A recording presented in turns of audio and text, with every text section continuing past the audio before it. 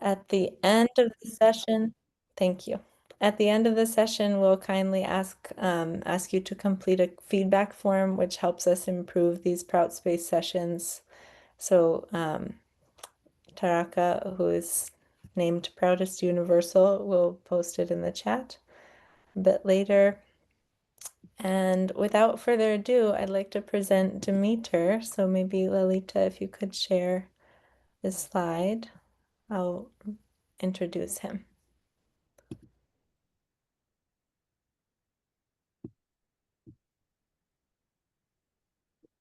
Okay.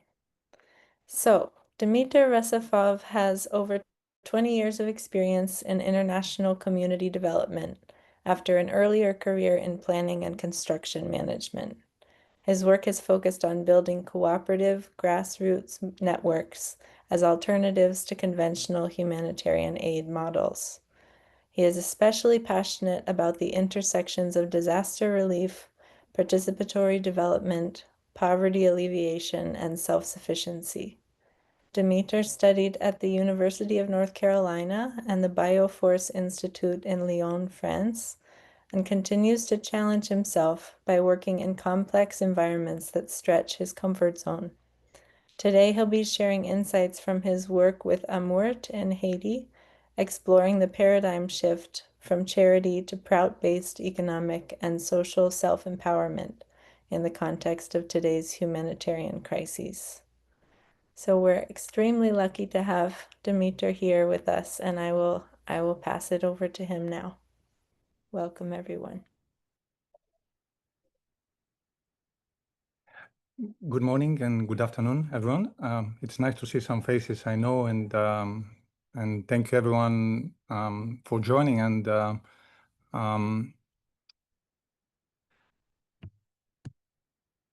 as I did not, I was not clear how much of an overlap we have with people interested in Prout who participated in last year's Prout event for more targeting North American Proutists.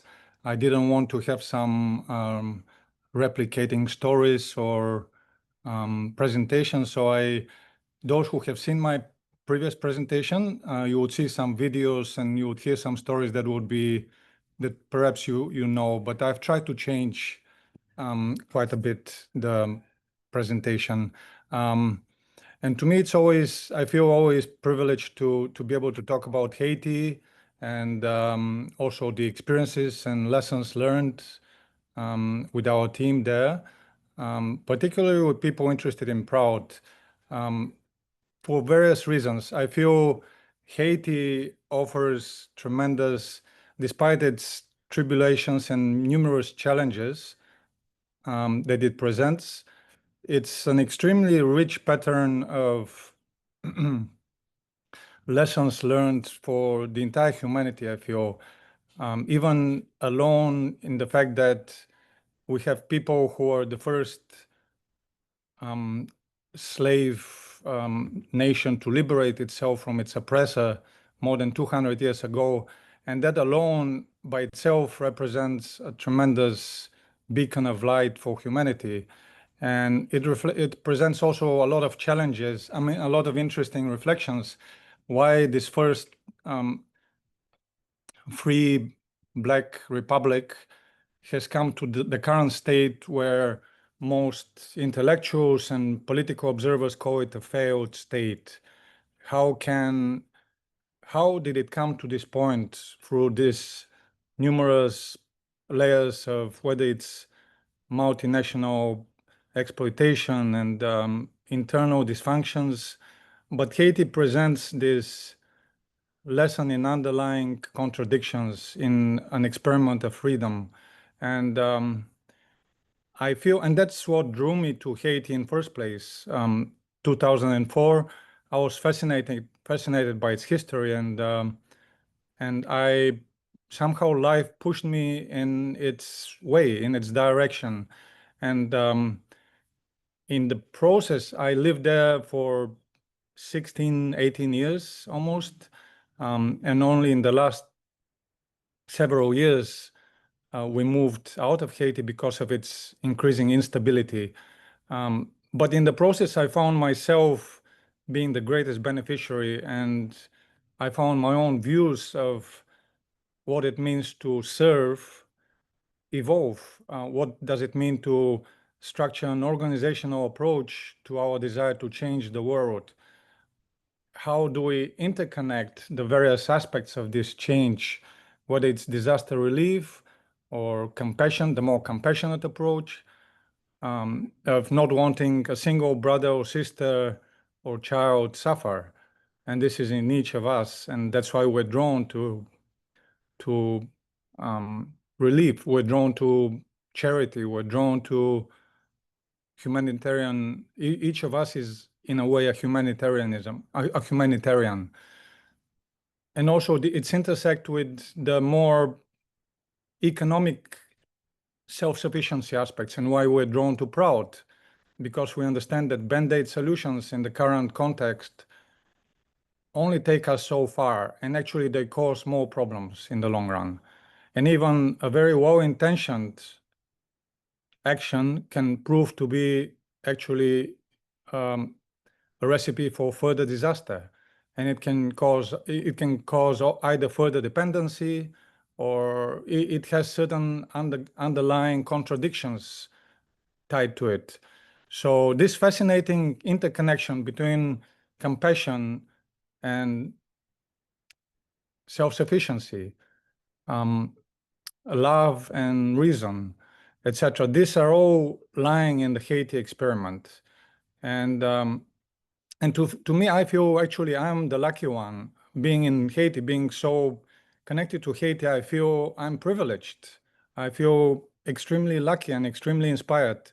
And when I look at the news and I see the news sharing horrible examples of hundreds of thousands, if not millions of people displaced and struggling, and I have felt, I've lived with them, I felt their story. I know personally the struggles, but I feel privileged to know these people, and I'm still fascinated by how this came to be, and what is the place of the Western world in this complicated reality. So I hope I wanted to introduce the talk a little bit, because I'll be introducing some slides and some videos, and I wanted to just start with my personal, what drew me into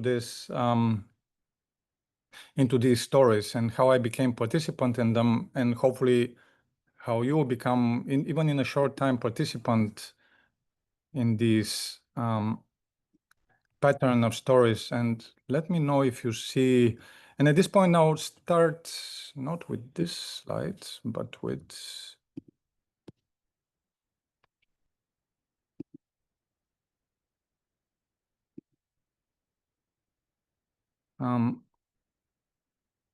is it okay? Do you hear me okay? And do you see the images on the screen? It's okay. We see Great. both. Before you Wonderful. had it for a slideshow, and now we see all the other slides lined up below it and beside it. You do see the presenter view. Okay. Yeah.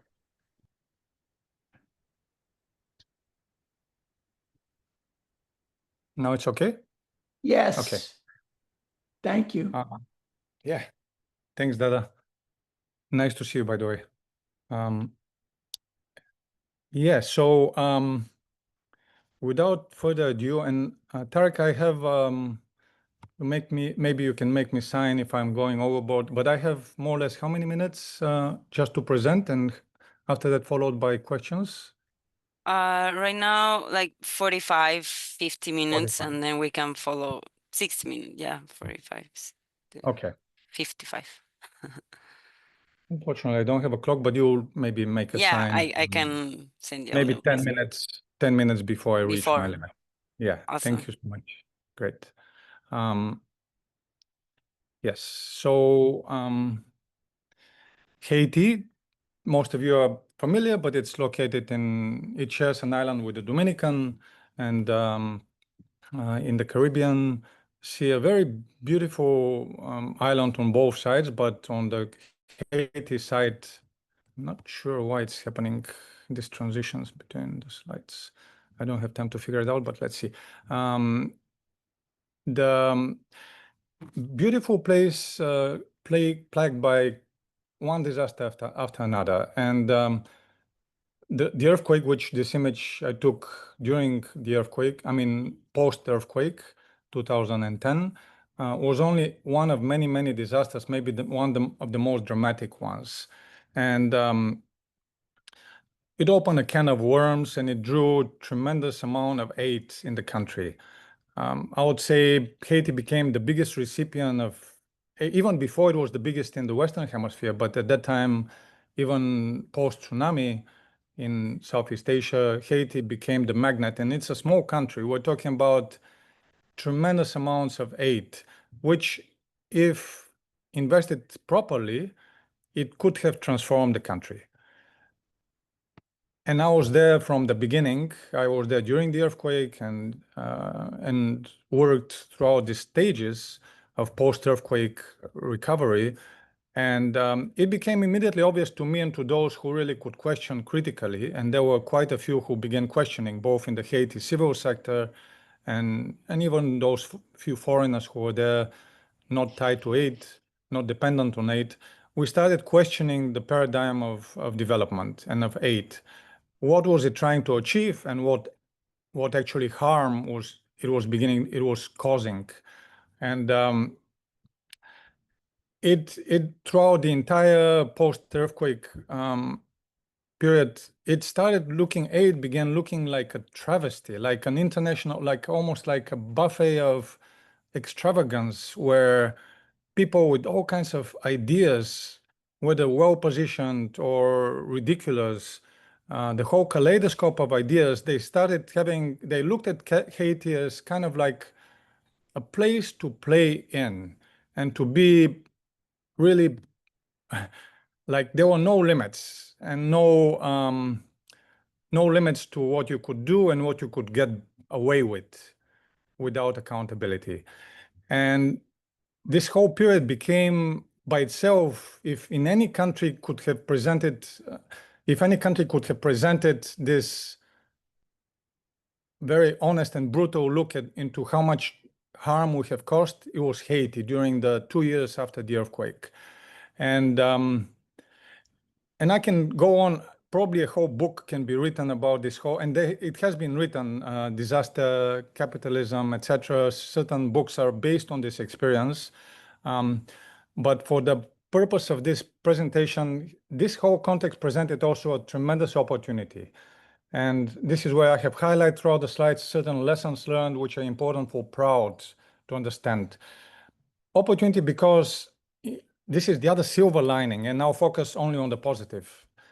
The disasters are opportunities for certain status quo shakeup. And these are periods when people most likely have lost all of their accumulated assets. They live in tremendous stress and upheaval. Yet, as you can see from the smiles of these two little kids, which really drew me to them, there is a tremendously high level and potential of humanity, dignity, and also readiness, willingness, thirst for change. And this is exactly, if properly harvested, this energy can become a stepping stone for certain structural changes in society, which are long-term, which go in the domain beyond, they do not go anymore of the domain of relief and development, they go in the domain of Proud. And this is where it is crucial for Proud to base itself in this experiment from the very beginning in order to use this energy as a springboard into restructuring society. If this opportunity is missed, it is a very slim window of opportunity. And if it is missed, other forces are going to come and exploit society and are going to cause tremendous havoc in society, which is why Haiti is in the current state. It is linked to this failed experiment in conventional capitalist humanitarian forces working without long-term vision, without equity in mind, with very short-term agendas, driven by capitalist ideology. And the result is Haiti today. So it is the responsibility of Prout to use this opportunity and jump in. And I cannot advance. Okay. Sorry for my glitches, but something is happening with my laptop. I don't know why it's missing this. Something is happening between my slides, but sorry about this. Another lesson learned is the responsibility for actors in this field to change, to use this opportunity to look very honestly at how what the philosophy is, and to change. And a good example is AMURT, the organization that I am very closely associated with. We started in 2004 as a humanitarian actor. We very soon became the biggest partner of the World Food Program and all the UN agencies in certain disasters. We recognized the deficiency in food distribution and food insecurity. And from there, we went into long-term agricultural and environmental food insecurity. However, still our structure in Haiti for up until the earthquake was primarily foreign volunteers, specialists in their fields, whether it's engineers, agronomes, social workers, would come for periods of time, and they would lead teams of Haitian staff. And we would do programs that were very much driven by our compassion, by our desire to see a better world. Again. And over the years, especially after the earthquake, our change transferred into our internal evolution until 2025, leading to the spread of the activities and organization throughout Haiti, and diversification of our portfolio, where we shifted away from this compassionate approach, which is similar to more the way charities operate, and more long-term Proutist initiatives. Most of our initiatives, we recognized early, have to be driven by livelihoods. They have to be driven by a vision for an economic democracy. And this vision has to be grounded in the experience of every single village. And we work now with close to 120 villages. Every single village has to be led into the vision for its own village. And then this has to be connected to the vision of the region and the vision of the department, and etc. So this is our evolution from a humanitarian, foreign, volunteer-driven humanitarian organization to more, now we are 100% Haitian organization. I'm the only foreigner working there, mostly from outside, and support making regular visits in the country. But we have 240 staff that are now 100% Haitian, and all the leaders of the staff, what are the qualifications that we started looking for is they're not anymore humanitarian managers and people with experience in other humanitarian organizations. We looked for leaders with economic experience who it doesn't matter what their religious orientation, they had to be leftist, they had to be flexible thinkers, problem solvers. These are the kind of people we look for. This was the prerequisite. And at that time, when we switched, people at first thought we were crazy. They really felt that our approach is, completely out of the box. The same people now at the time when USAID is completely obliterated, and most organizations, NGOs in Haiti are on the way out, if not already out. Our organization is growing, and there's no limit to its growth, because after the earthquake, we asked the right questions. We and we're not the only ones who ask. Many people are asking the right questions. It's just that we ask the right questions within an ecosystem that was receptive to these questions and within a philosophical orientation that was integrating these questions well. I already knew, and we already knew about Proud, so we already had a direction. We already knew where we wanted to head. Most people who asked the right questions did not necessarily have this orientation. And this led us directly into another lesson, which became the single most important lesson and decision we could have taken: replicable grassroots systems. And this started with PR Sarkar's block level planning and the whole systematic approach where it's not enough to have just speed. It's with speed without system, it's extremely destructive. But also the very, very integrated understanding of what moves society and how society can structure itself for an equitable distribution of its resources. It all came from PR Sarkar. How to be adapted in the Haiti concept, there was another question, and we had to work with Cuban. We brought in Cubans, we brought in Brazilian empowerment activists. We worked with peasant activists. So we drew in a very rich experience of leftist organizations. And these are the people who trained us and who really adapted what we knew about Proud within the Haiti experience. The self-help group approach, it came from India, very successful in parts of Africa, in Rwanda. We send our facilitators to Rwanda for 3 months to get. And it is an approach which is basically PR's approach adapted to the humanitarian sector, where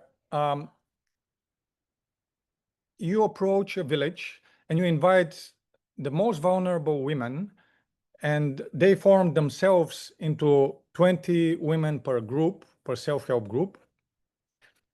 And they begin meeting weekly. They begin putting their money together in a pot. They make all their decisions. And you as an actor, an outside actor, you're there just to accompany them. It is understood that there are no external inputs. There's no motivation for them to meet so that they can receive aid or some benefit. They meet just so that they can be together and they can manage their own savings together.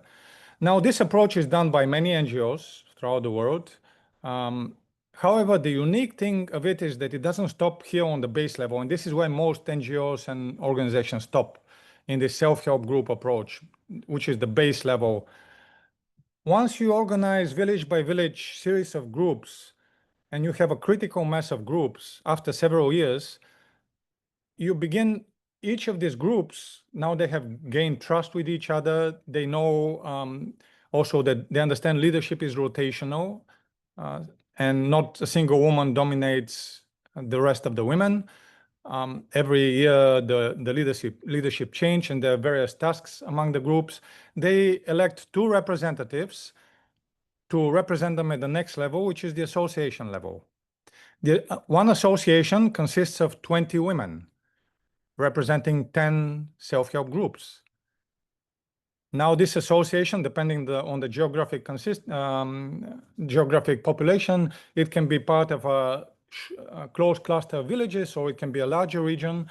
But an association would begin meeting monthly, and they do not address anymore the smaller challenges of the village. They address the more regional community on a large scale issues, whether it is a water system broken or a issue relative to lobbying the county government for certain actions to be taken in favor of women. Whatever it is, they address it more on macro level. Now, once these associations begin growing and they reach 10 associations, now these 10 associations, each of them elects 2 representatives to represent them at the next level, the 3rd level, which is the federation. This federation also meets they decide when, every two months, for example, and they take on issues related to the lobbying and more departmental concerns on even more macro level. And once this pyramid becomes complete and smoothly functioning, this is a big force to be reckoned with. And this is what we noticed in the experiment we had.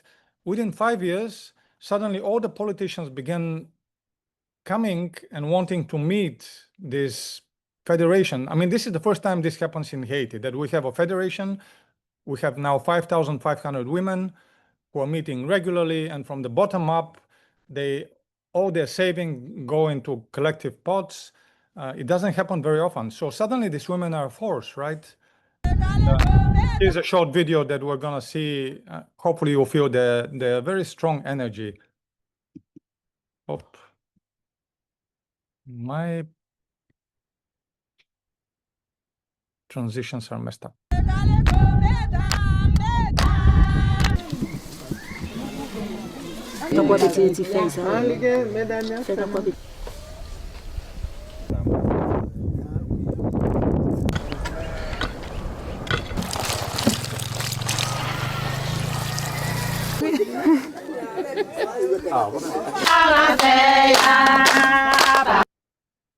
So once this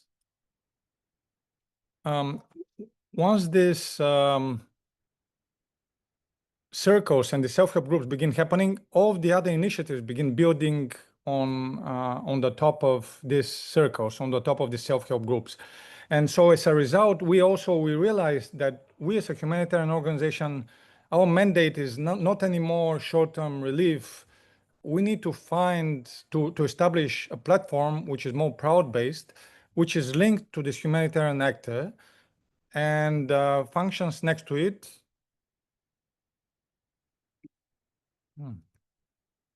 Functions together with it, and the two reinforce each other. During disaster, AMURT draws the aid, the grants, and they link these grants with longer-term economic initiatives. But it is this very much livelihood and local Haitian platform, the SPRI, which takes over all the capacities that AMURT builds, all the institutional experience, and flies with it. And this is the reason why now, when most foreign NGOs have left, we can stay in Haiti, because we don't have to take care of foreign expatriates. Our salaries are very much realistic to the Haitian context. We don't have high overheads. And the SPRI is becoming recognized partner, not just of AMURT, but of other organizations as well. And the SPRI stands for D, development, ES is entrepreneuriat social, and PRI is production rurale intégrée in Creole or French. And so this is basically the platform taking over all long-term development. Increasingly, most of our projects since the earthquake and since we started this platform, they started having to do entirely with livelihoods. And even in the environmental works, we always linked environmental restoration with economic benefit. And this is why the environmental restoration started being successful. Most of the time before, and that's the mistake we did, we would look and we'll be forced by these foreign big organizations to look at community members as beneficiaries. And they will be trying to improve the lives of beneficiaries by injecting grants and saying, okay, they can plant certain trees or they can restore certain watersheds, but they were still looked at as beneficiaries. We changed this completely around. Using the self-help group approach, we would come to a village, we would conduct to series of villages, we would conduct forums, and we would propose contracts where the villages became the partners of the process, and they would sign a contract. The whole village would sign the contract with us, where they collectively were responsible for their own vulnerable population, and they were responsible for the results, for the outcomes. We would train them how to conserve ravines, how to build barrages, how to plant trees, but it was their own project. It was their own project. It was not our project parachuted from above. They were taking care of the people who need most help, but they knew according to their contract they had to fulfill certain obligations. If not, the village doesn't get paid. Ever since we started doing that, not only was this tremendously successful because villages were doing 1.5 to 2 times more the outcomes, but also other organizations started noticing. And suddenly now World Food Program, now the only organization that they're contracting now for all of the resilience initiatives is AMURT or DESPRI, because they see that the results are 2 times greater and they get more bang for their buck. They started changing their own institutional approach in Haiti. Now they're training other organizations and they're sending them our way so that we can train them in this Prout-based approach of development, of how to organize communities, how to structure them in self-help groups. We got trained in blockchain level in blockchains. This is another technology which is a big push for internationals. And the way they do blockchains is very much transactional, as the vulnerable population being vulnerable, and they need to move as much cash in a more efficient way to the pockets, to the wallets of people. What we did is we used blockchains in order to inject this money in microcredit and into the community college contracts. So again, the use of innovative technology, but to support the Proutistic and a development which starts from the bottom up, very well structured, village by village. And it's not anymore the internationals telling the village what to do, it's the village who does it. And if they do not fulfill their obligations, they would lose their future contracts.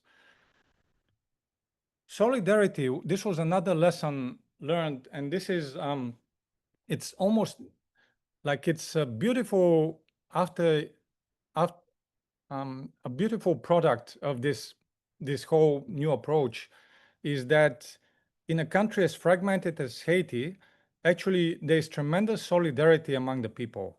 And the whole cooperative movement, and that's why cooperative movements in the United States they have their base in Africa, but the whole Combit movement, the cooperative effort between villages, it has its own origins in Africa and it's very strong in Haiti, but it is destroyed by this capitalist agendas. We noticed that within a very short time, it's as if people woke up from being zombies and from being zombified and being brought in on their knees by this multi-decade agendas by USAID, which imported Texan rice and bankrupt all the Haitian rice producers. Within a very short time, with very minimum inputs, we started seeing tremendous results. Where the people, if the husband of a woman beat her, the women themselves became the regulating mechanism in the village and they would beat the husband. Suddenly, we started seeing that gender-based violence in the villages started dropping. We noticed that the people, they themselves, they would share, if AMURT, you didn't have to do anything before 2011. If you had come to Haiti just with this approach alone, you would have done everything that we needed. This approach is about maybe 4% of our total budget. In terms of monetary value, it did not cost the taxpayers of a rich country hardly anything. Yet it became an example of a very thoughtful, structured, and very well-positioned input. Instead of doing great harm, you help the people harness these solidarity forces and energy that is already in their culture. Now you have to understand, this is how we started. This is the landscape in northwest Haiti, extremely desolate, desertified. These two women, they walked for an hour and a half from their village in order to go to their salt basins. And then they spend hours, they spend the whole morning up until 11 o'clock, 6 hours from 5 o'clock in knee deep in hot mud in order to shift through very coarse sea salt and which cuts their feet. It causes all kinds of infections. They work for the big salt barons, which get all of their harvest, and these women are paid in kind. They're paid in kind. They're paid by salt, and they don't have any other options. And to the left, you see the salt basins after earthquakes, after disasters, flash floods. They get flooded with mud, and so.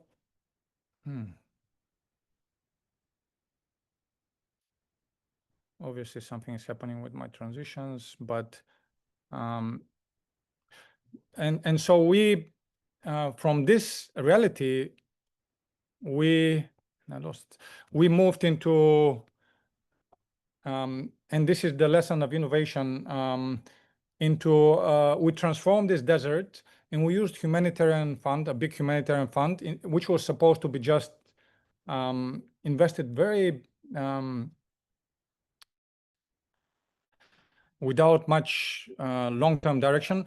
We invited foreign experts, and we transformed this desert into a big salt factory, which now produces salt enough for 25% of Haiti, and is the first salt that can be iodized and can eliminate iodine deficiency disorder in Haiti.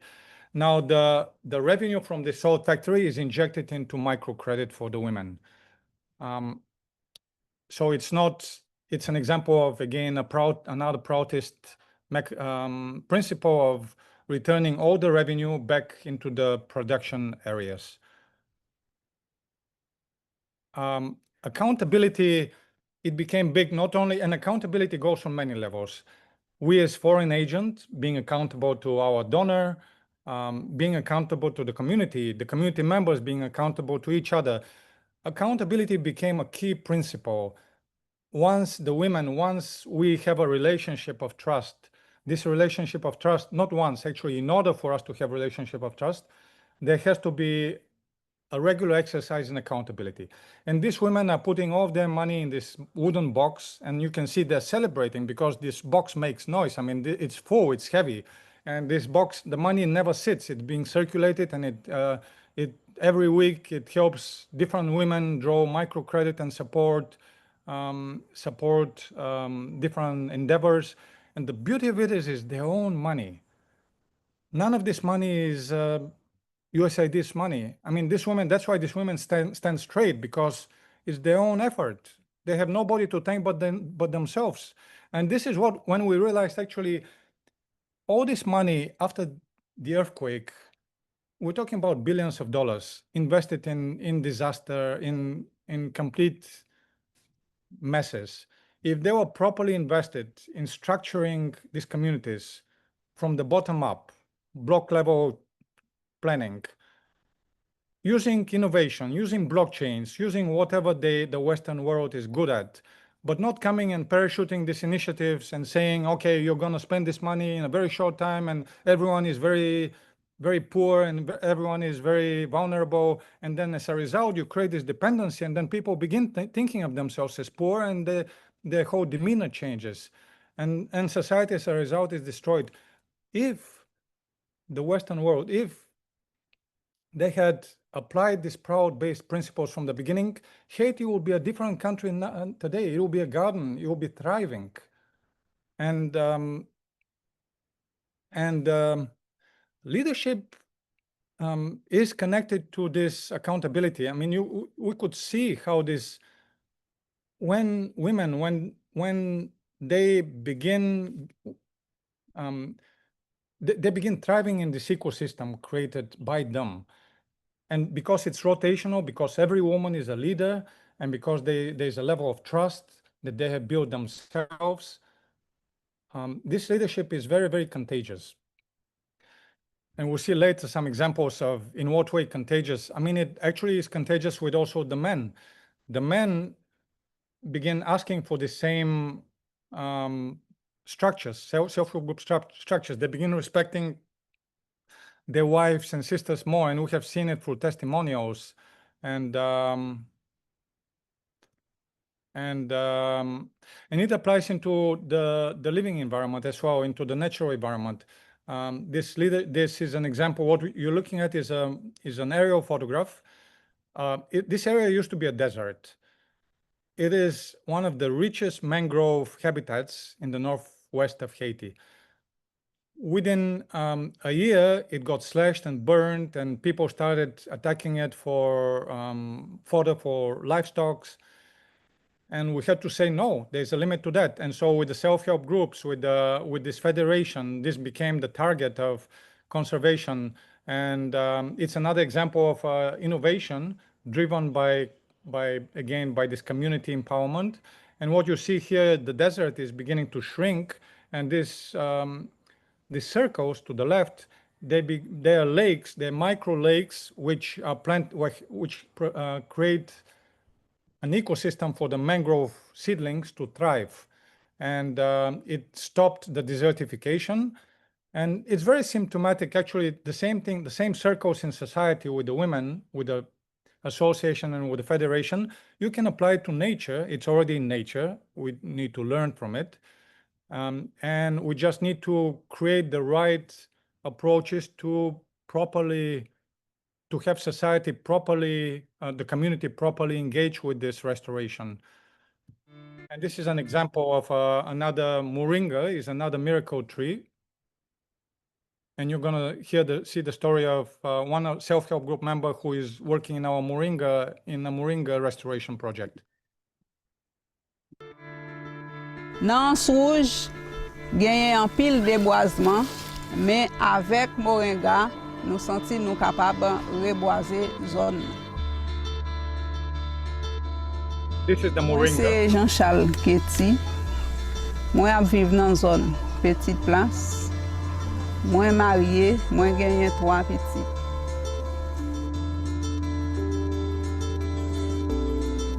Nous commençons à utiliser depuis l'année 2005 parce qu'auparavant, nous pas découvert avantage, capacité qu'elle gagne pour aider nous par rapport avec santé nous.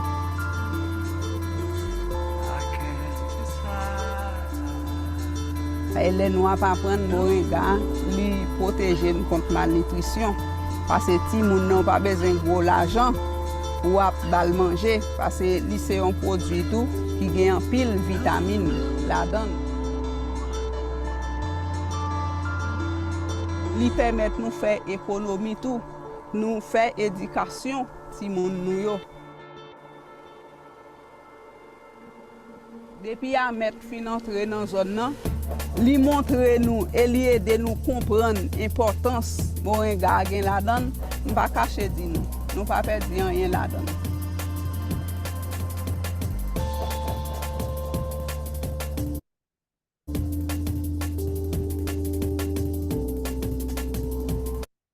This 500, by now we have reached more than 2.5 million trees. And this is an example, this moringa is an example of, it's called in Africa, the miracle tree. Oh, what is happening? Okay, it is called the miracle tree for a reason. It is rich in antioxidants, vitamins. We began seeing that in villages planting moringa, malnutrition rates started going down. And we started integrating it in all of our self-help groups as a way of battling malnutrition. Again, millions of dollars have been invested in malnutrition, fighting malnutrition, with the wrong approach, looking at people as, again, vulnerable individuals, and not properly understanding how to organize them, how to help themselves using their natural resources. This is another example of a proud approach, well adapted to the local context, which should happen in every single Haitian village. Think, dream big, start small. Why did I come up with this lesson? Often we're limited. We are only as big as the limit of our ideas, and we create our own limitations. And on the other hand, we cannot come up with very big visions that are not properly sustained by the base. So both have their own limitations or pitfalls. And I feel it's very important to dream and think big. It's actually our obligation is to kind of take away the shackles of limitation, to see the sky as the limit, yet to understand that in order to reach this limit, it has to start very small, and you have to build incrementally with patience, step by step. And more importantly, as a leader, it cannot be your own big dreams, because then who's going to carry these dreams? I mean, you have a human frame, and these are not actually your problems. So that's the biggest challenge, is how to create, and I like the word ecosystem because very much society is like an ecosystem, how to create this drive, this proper nourishment for these ideas to be sustained and to be adapted, and to actually you give the seeds, and then people take them and run with them and then plant them and grow their own big dreams. And you're there just to be able to support these dreams to the best capacity you can.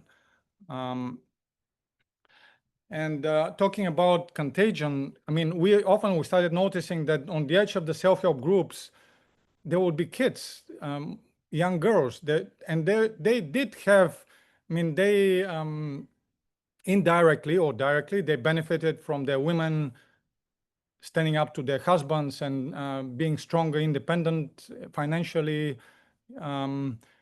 So they were beneficiaries, but actually we started asking ourselves, and actually they were asking, this child came one day and she was like, what about us? You know, what can we do?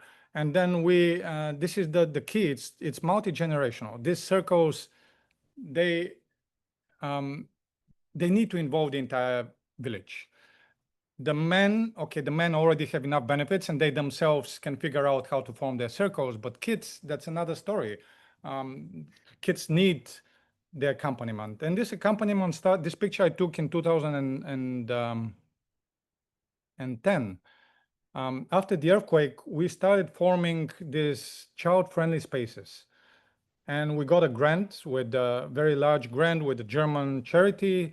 And this became a very much a very experimental approach, where we started blending new humanist education. Those who are not familiar with it, it's a beautiful blend of holistic ideas, looking at the ecosystem, the child learning space as an ecosystem, multi-layered, addressing the many layers of child's personality. Where you don't focus just on academics, but you engage dance and yoga and meditation and stewardship of nature. And this was one of the most beautiful examples that we practiced after the earthquake. And these children, 2 years later, they excelled when they reintegrated into the schools. Parents would come and would tell us, our kids are at the top of the classes. They were thanking us for these child-friendly spaces. Other organizations and Save the Children, they do their cookie cutter approach, that's very institutional. They come with their child-friendly spaces, which are like coming out of the box, roll out. They lacked this kind of softness, and they lacked the soft approach. And this is where the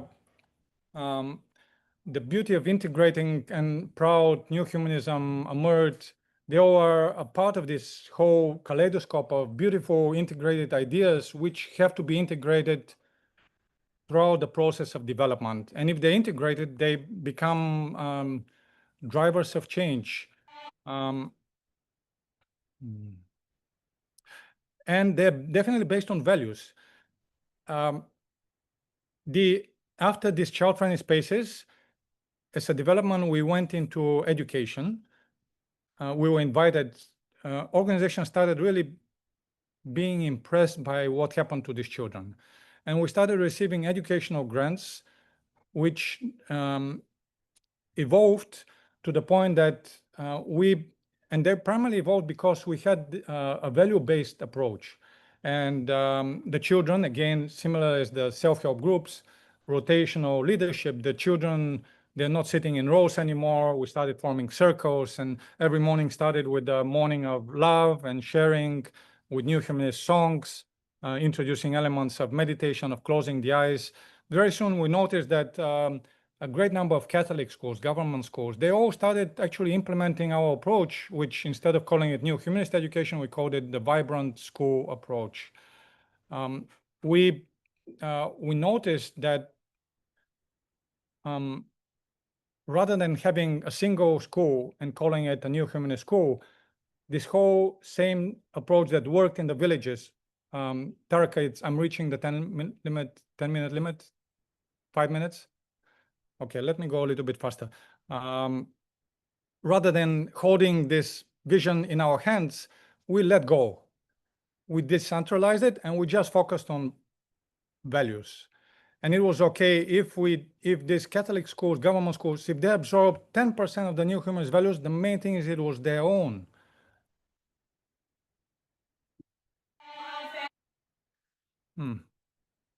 Very quickly, the network approach. Now we work with 600 schools. 600 schools, they're all united by one l'école vivant philosophy. They have taken it, it's their own. They don't know about PR Sarkar, and that's okay. The main thing is they don't anymore sit in rows. The circles of the women, the circles of the mangroves are now circles of 600 schools.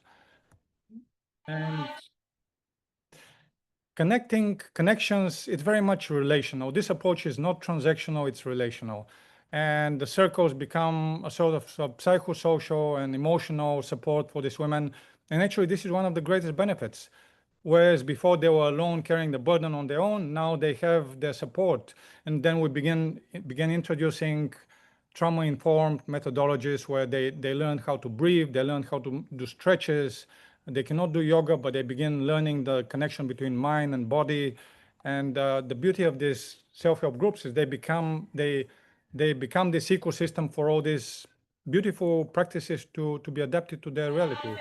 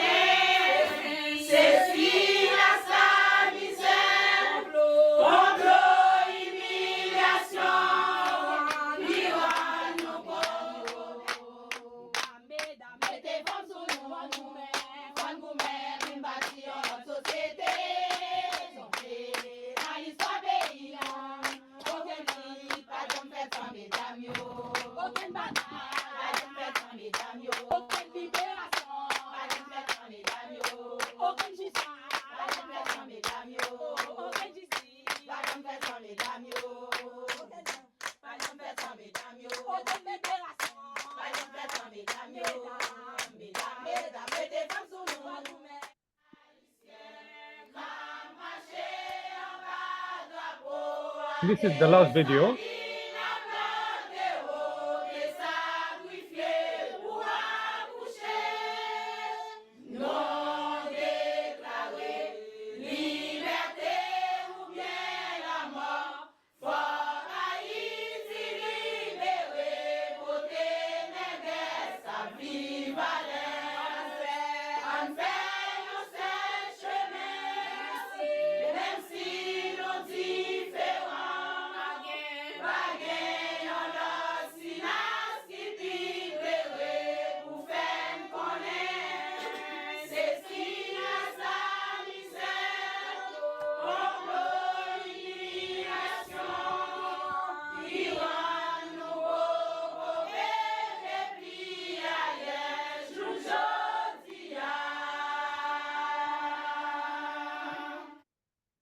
I believe, Tarek, you were going to share the slide with but I guess I'll go ahead and share it.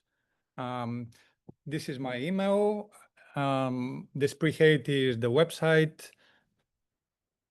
Oh, it's double. My email is doubled, and my WhatsApp, I'll leave it for a little bit for those who would like to reach me directly. You're welcome to.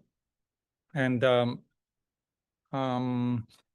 I am open to also, I hope the questions I received some questions beforehand, so I try to answer them throughout my presentation. So it's okay if there are no questions, but maybe I'll end with this last sharing, personal sharing, I feel, and maybe I started with it, I feel very excited by the challenges of today's world. And actually, when I go to Haiti, I get even more excited. That's the irony of it. When I'm out of Haiti, even though I know it very well, I feel more burdened. And the moment I go back into the eye of the hurricane, so to speak, in the eye of the storm, that's when I get more excited, which is, well, the tantric path, right? The path of the spiritual warrior, and all of us are spiritual warriors. I feel, and I grew up in Bulgaria and in very supposedly harsh conditions, but in the middle of it, I had a beautiful childhood, and it was very motivating. And living in the middle of a lot of adversity is extremely motivating. And I feel in times now we see the rise of populism and a lot of forces that many of them seem counter to our values. Actually, these are very stimulating times, and I feel the future is bright. The future of Haiti is bright, and I feel we have tremendous responsibility. Each of us is an ambassador, and each of us, we have tremendous capacities within our own communities and within our own Proud community. Proud is a gold mine of ideas, and they're not theoretic ideas. These are ideas that will change the world. And when I was first introduced to them 30 years ago, they seemed very abstract to me. I mean, they reminded me of growing up in Bulgaria, and I was like, yeah, I had a nice childhood, and maybe my children might see this. And we have seen how the world has shifted, and suddenly everyone sees the end of capitalism. Everyone recognizes development aid. Even Trump recognizes development aid is a dead-end street. It causes problems. It causes, even if it has good intentions, it can be the world is a graveyard of good intentions, with many damages caused by them. So I feel my message is positive, I hope, with this presentation. And I hope that next time you see a video on any country, not just Haiti, but any country that you might be like, wow, I'm lucky I'm living in a country not of this, or you feel bad for these people. The reality is not so simple. And our place in this reality calls us to action. It calls us to, no matter how small, actually we have to start small, but it calls us to action, and it calls us to pay tremendous respect to how these ideas originated and we have to hold this intimacy of this respect in our hearts. These are sacred, these are very subtle and beautiful ideas, and they evolved after many years of many people struggling for these ideas. And so we now hold this responsibility for the future generation. I mean, we're almost at a threshold, so we have to carry these ideas and apply them without any time lost. And with that, I would probably transfer it, Tarka, to you and to the facilitators, Anandi. Thank you so much, Demeter. I think I speak for everyone when I say what a deeply moving presentation. And we have some questions. So I see Chandravati and then Kavya, and then Dada Mahesh Fernanda also put a question in the chat, so we can move through in that order. Namaskar Dharma. Thank you. For those of you who don't know me, I'm speaking from Haiti now, and I've known Dharma for a few decades now. And a few decades, yeah. Yeah, thank you so much for this presentation. Thank you so much for assimilating Baba's, P.R. Sarkar's philosophy and applying it to our Haitian reality, which is extremely complex, and digesting the philosophy so well and knowing how to apply it to everyday life and complexities. My question to you is, Salagnac, actually. Baba parachuted me here a week ago. Anyway, it's a long way. It's a long story how I ended up here, because a few weeks ago I had no idea I would be here. But anyway, I want to know, do you have any projects in this area, any self-help groups in Southern Haiti? In Salagnac, I'm in Lenip, near Maraguan. So I wanted to know if you have any groups there. And I wanted to tell you too, one of the reasons that I'm here is that there's a group of people in southern Haiti that calls themselves Éveil Grand Sud, and they're going to have a meeting on the 4th, 5th, and 6th of July in Salagnac, and to determine how the south of Haiti can become more autonomous, self-sufficient, not dependent so much on Port-au-Prince, have a more decentralized approach to development.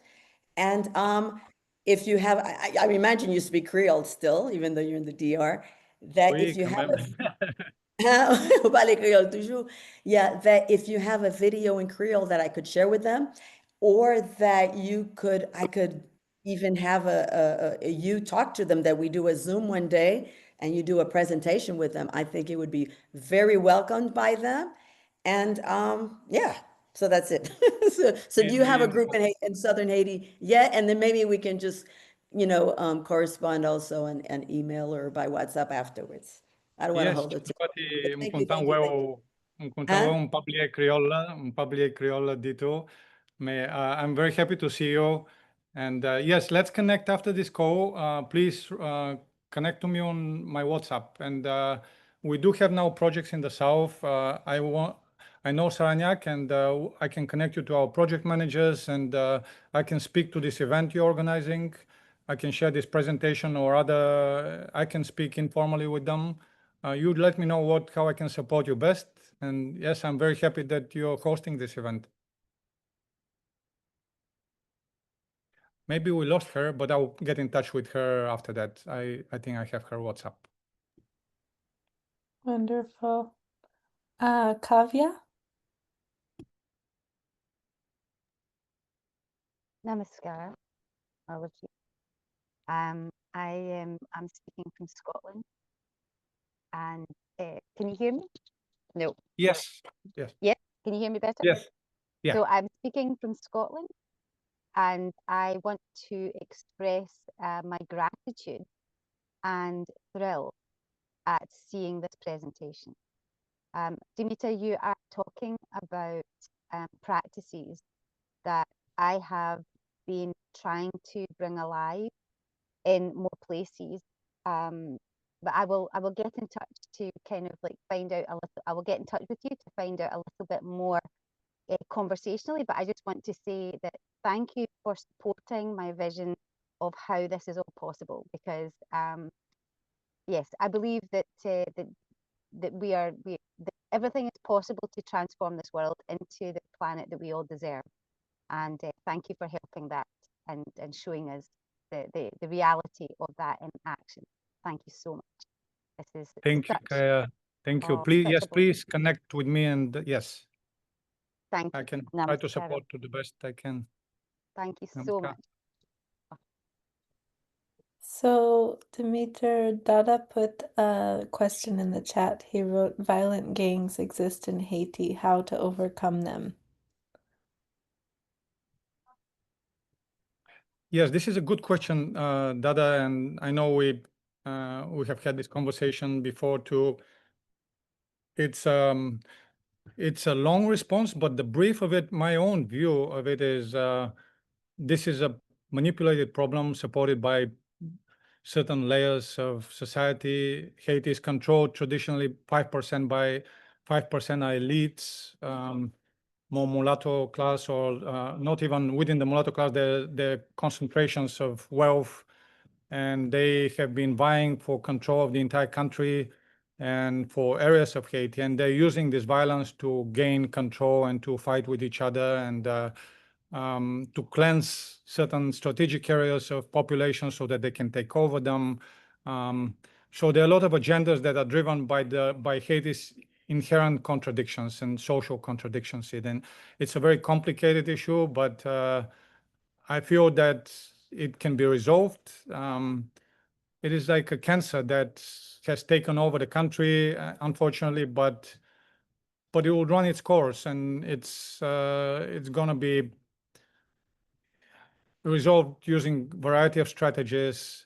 It's a very deep problem, and it requires very integrated solutions in various sectors. But I feel Haitians are sick of it and having enough of this, and they're self-organizing, and there are signs that somehow society is gonna try to find a solution. It's a heavy question. It's a heavy reality, unfortunately.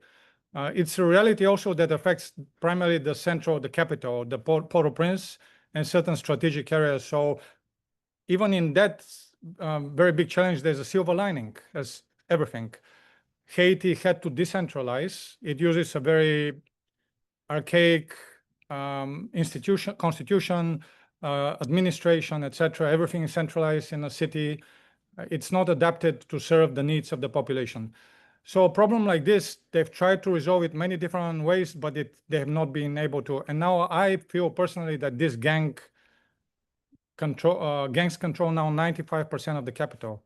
People are driven out of the capital. So more and more people are meeting around the country, and there's a growing recognition that this pushes the country toward decentralization. So this is the other silver lining, is that this violence, while on one hand is tremendously regrettable and causing pain and death daily, it pushes society in a new direction. Thank you. So we have 3 more questions, 3 more hands up. We'll go with Sumandas first, and then Alfonso, and then Ranadira. Okay. Am I audible? This is Shuman Das from Bangladesh. Am I audible? Yes, we can hear Am you. I audible? Okay, fine. Yes. Thank you. Thank you. Because of my internet, because of my intermittent internet, I am not able to turn on my video. So I will speak. Is that okay? Yes. Fine. Thank you. Thank you, Dada. Thank you, Dada. I mean, thank you, presenter, for your nice presentation. It was like a eye-opening presentation for me, and I had some kind of experience working on self-help group. I mean, I used to work for Oxfam in Bangladesh for many years, so I was little bit aware about the Haiti work, what Oxfam has been doing in Haiti. They are also actually exchanging idea with us about building the self-help group. So we had a exchange of idea. So our colleague from Haiti, Oxfam colleague, came in Bangladesh, and they visited our self-help group, and they took some idea and they tried to implement those. So my question to you, I think you have nicely incorporated the idea of Babas, I mean, by idea of Anandamurthy ji in building the self-help group. But in Bangladesh, our experience at this moment, because we have gone through a kind of evolution of this self-help group, I mean, we looked at the sustainability from the very beginning of the self-help group, but the way we have looked at the sustainability of this self-help group, now the evolution came up with the kind of new things that we did not look at. And because of those, we see that majority of the self-help group, they are not performing as we thought. Because one of the challenge is that we did not look at the influence of extreme ideology of religion. We looked at the general natural aspects of self-help group, like their capacity building and their financial resource mobilization, this kind of thing we thought. But we did not look at because the self-help group was very inclusive self-help group. But at the end of the day, what happened, because of influence of extreme ideology, extreme religious ideology, the group became fragmented. And I confess that I take the blame that that our whole investment in some aspects, eroded because of influence of extreme ideology. and it did not work, and it became a limbo. So my question to you, I mean, definitely you looked at the I mean sustainability aspect of self-help group. I mean, did you look at the other critical aspects like in Bangladesh for sustainability of this kind of self-help group? Yes, Dada, Namaskar. Thank you for the question. It's a very good question. So actually, when we formed the self-help groups, one of the examples we looked at was Bangladesh and the Grameen Bank. And Yunus, and I'm sure you're familiar with his work, Yosef Yunus. Yes, I'm familiar with the group. Basically, Grameenphone actually copied the idea of Lutheran World Federation. Lutheran World Federation was the pioneer in building the People's Institution. Then it was copied by the Grameen Bank. Exactly. And that's where the conflict between them came. And I mean, he came to Haiti, and actually I spent half a day with him. We became close, and he actually advised. He was one of the advisors who talked about the danger of not the danger, but the unique attention we have to pay to religion and to the groups being hijacked, which you're experiencing. We, even in the context of Haiti, we have seen self-help groups being hijacked because they become certain forces are interested in controlling this tremendous potential, whether it's religious or in Haiti it was different forces. So you as a leader, I mean, establishing a self-help group movement requires, in my experience, for you to really study all your risks and do a proper risk analysis. And in Bangladesh, it will be very unique. I cannot advise you on it, but certainly starting from the experience of Yunus and the Grameen Bank, learning what worked and what not. But you're right, this religious extremism any sort of actually extremism or exploitative force can try to hijack this movement. It is your responsibility to set up structures to prevent this mechanism from being hijacked. So otherwise you're going to be actually creating a fertile environment for an exploitative ideology to take place. So you just have to, before you intervene, you have to do proper risk analysis and set in place certain mechanisms. And I know to you it might be too abstract, and I'm not unfortunately able to give you quick solutions, but I can completely relate to your experience because we have seen it in Haiti. So that's this is our struggle and tribulation as project managers. We're going to have failures, but we should not be we should not be disappointed. We should not be let down by these failures. We just should learn from them, and we should adapt, learning from the successful experiences of others. And we should understand that we have tremendous responsibility to not allow private interests or dogmas to take over this ecosystem that should be serving the women, not another foreign entity, foreign ideology. So I really encourage you, Dada, don't be led.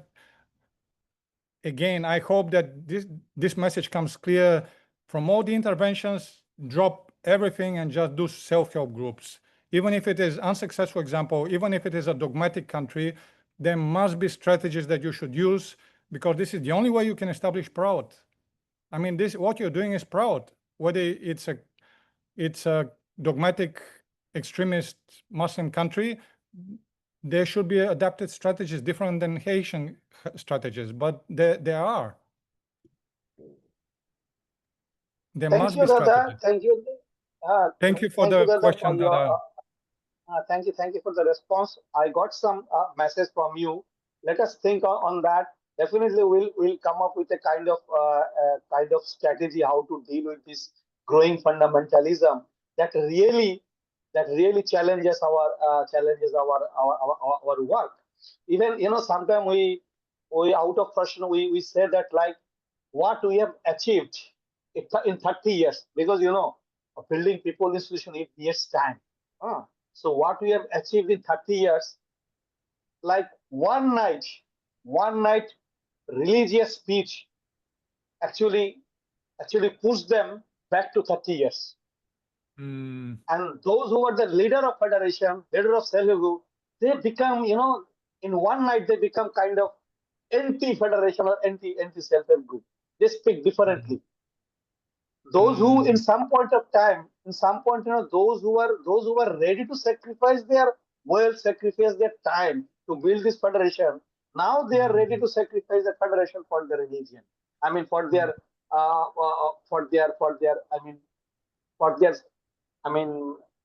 they think that they would be have Sumandas, we have to let Sorry others to speak. interrupt. Yeah, we Okay, fine. only Thank have you. about Thank 12 you, Dada. minutes left. Thank you, Thank you, Dada. Dada. I will conclude here. Thank you, Dada. Thank you. Thank you, Suman. Let's go to Alfonso and then Renadira just to make sure we can get everyone. And I know Dada put some more questions in the chat as well. I'll be very brief. It's more than not a question because you have answered many questions throughout the other answers you provided to other people. And I'm looking down because I have notes, so I just don't want to like derail. So I first want to thank you because I have been left with more questions and very, very fertile questions. What you said about the USAIDs that help, and this is not something that I come up with. This is something that a comedian named Tim Dillon said the other day that says that there are forces that create instability and dependency in some countries, and they break their spirit, so they don't want to be in their country anymore. So they look to go to other countries, and they become cannon flesh. So when I was hearing you, like the way you were making people become again in love with where they are, that's for me, that was like the thing, like, okay, yeah, because if I love the country where I am living in, I don't have any needs to be out in another place, becoming an immigrant, illegal, and then having to go into the army and die for whoever's cause. So that was like something that I take in. And I think that education is the agenda that we have to fight with the other agenda, because who does it benefit, or what does it benefit to keep people telling them they are vulnerable? That creates some sort of like, I don't feel well, so I'm going to do drugs, I'm going to get distracted. And then when I ask myself, what would have been, because I'm a Catholic who practice sadhana. So what would be Baba doing right now with all these tools? What he is doing right now through us, like this could be distracted, but this could be educational. So now that I have been educated by many other people, now I've opened my eyes, and educating people like that, the way you are, you all guys are doing, makes people open their eyes and say, you know what, I don't want to be part of a gang anymore. I don't want to be outside anymore, because here is good, here is love. So I thank you, because I think that auto-regulated system that is created, and it's been taking 15 years, and it's a long journey. It's not short term. So I think that is one of the paths, and keep trying. And now that I had been lost in what am I going to do with this major in psychology that I studied and all the other gifts that God has given me, now I think I don't have an answer yet, but I have been left with questions, like such beautiful questions. And that's it. I want to thank you, because I feel very inspired, and I don't know what I'm going to do now, but I know that I have to do something. So that's it. I just want to thank you, and God bless. Thank you. It comes from your heart, and I'm sure it's touching for everyone. So keep on connecting with your heart and your high intention. Thanks, brother.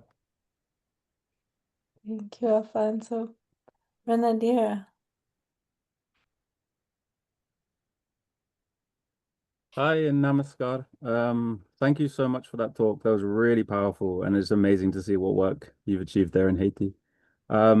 Just a quick question. I'm curious about the economic structures that are emerging as a result of this work. So I think you mentioned the Salt Basin, for example, that was owned by a big corporation. Is that transitioning to something that's more community owned? And then in general, are you seeing a transition towards cooperatives and community owned structures? And maybe a diminishment of foreign investment in corporation type structures.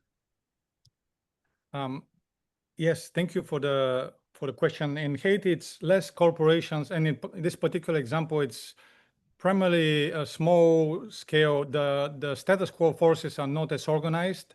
So, for example, the salt barons are individuals controlling the women and suppressing them. But as one example of a structure is, and it's called Esprit, social entrepreneurial social de production rurale. So it's a social entrepreneurship structure. It's not a pure cooperative, but it's a hybrid cooperative. And we're establishing it with a close friend of mine. He actually is the leading expert on cooperatives in the International Labor Organization. And he is guiding us now in the bylaws and the cooperative structures of this enterprise. So far, right now, we've been using a social entrepreneurship model where all the revenue of the salt factory is invested in a development bank. The development bank is now managed by, it's a financial service provider, which is an institution we established, separate from AMURT, separate from Desprit. It's a financial cooperative. And the women, increasingly, the goal is we have about 1,200 members, but the goal is to become to involve all 5,000 members of self-help groups to become members of this financial cooperative. And what the structure is that this cooperative manages the savings of these women, but also it manages the sold revenue. And the sold revenue is invested into matching microloans. When I say matching microloans, I mean if an association wants to draw a 0% interest loan, they can approach this financial cooperative and they can draw a very, very low interest loan to support a certain economic initiative. Using blockchain management, all the transactions are recorded transparently. And this is not, it's already is done. We already have the cooperative established. We just got a grant to build its building. We have a building in the south. Now we're building a building in the north. And we're establishing now the database in the north. So it's not a future project. It's already an ongoing project that works. This financial cooperative manages the revenue of the salt cooperative, which is reinvested back into the self-help group network microloans. So this is the hybrid model that we're establishing in Haiti. I hope this answered a little bit your question. Yeah, that's really interesting. The really interesting model to connect lots of different projects all together and everything. And use, like you said earlier, like using this innovative technology of blockchains and things. Yeah, thank you. Yeah, thanks for the question. So we have about 5 minutes, but I did want to say that Dada asked 2 questions in the chat. What forces interfered with the self-help groups in Haiti? And then he said, we want to learn from your experience in Haiti, so please let us know what struggles and setbacks you have faced. Yes, so self-help groups do not work in an urban context. We have done self-help groups in urban context, it doesn't work. So that's the force of capitalism. I feel the force of when women live in a more conventional urban setting, they become more individualistic. Society is more fragmented. Everyone lives in their own little house. So that's one force clearly that does not make, it's like mixing oil and water. Self-help groups work only in rural environments where community members have a level of trust geographically, socially. There are no external capitalist influences. You start from scratch. There's no other, you work in a vacuum. If you work in a already built environment, set environment, you're gonna struggle with a lot of, you're gonna invest in it and work really uphill. So best, I would say this methodology is appropriate for this rural, and luckily in most developed in more developing countries, in most countries similar to Haiti, actually this is offering us tremendous laboratory, because most of the population is highly rural. Other forces, I mean, Dada mentioned, groups can be hijacked, and we have seen this happen. If you don't carefully perform the initial participative planning exercises, and you don't facilitate a process where the women coming to form the group are from homogeneous socioeconomic background, you might end up having some women who are more savvy entrepreneurs, who have more goats, more houses, and they already are the established leaders in the village. What would happen is the other women are going to look up to these women, and they're going to give freely. They themselves are going to give the privilege of leadership to these leadership women in power already. So that's one of the mistakes commonly done, is this initial stakeholder analysis and the participative planning exercises have to, in a psychological way, have to let the women who are more powerful, just tell them, there will be other groups for you. I mean, maybe you can form a group with like more the savvy women together. It's not like they don't have a scope. So that's another force that to be reckoned with. Wonderful.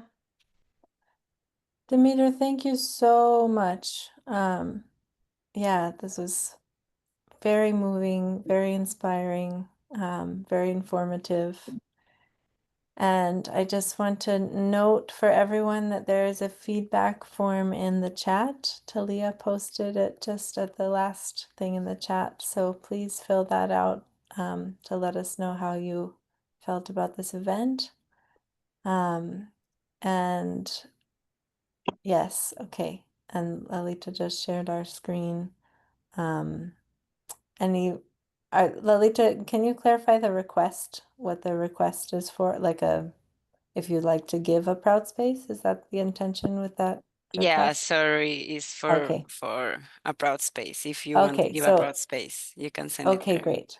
So if you or if you anyone you know has a project that they would like to present on at this in this format, please send an email to this address.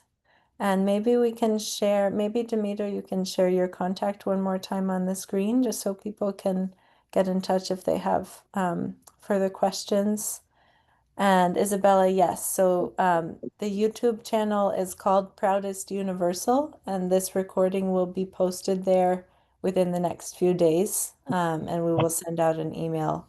Thank you, Auntie.